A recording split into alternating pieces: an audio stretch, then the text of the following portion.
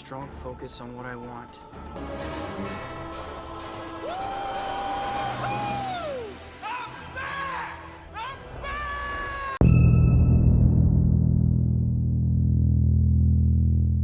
Hello guys, the Honor 50 phone series is now officially launched in China.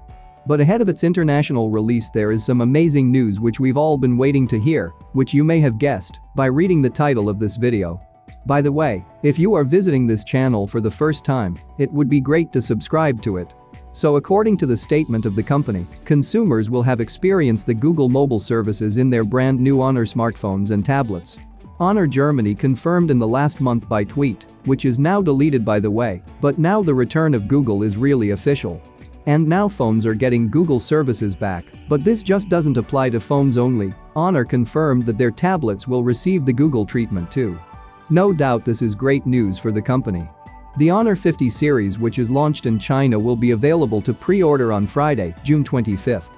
The devices have already been submitted to Google for review, and once they get approved they'll be able to ship their Honor 50 phones with Google apps and services pre-installed.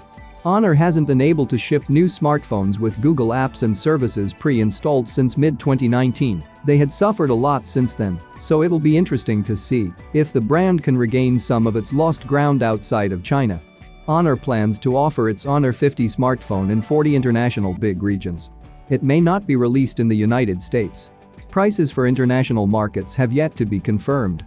But we can estimate its international price by their price in China. The Honor 50 international retail price might be around $422, while the Honor 50 Pro might be available at $578, and the mid-range Honor 50 SE might be available around $375.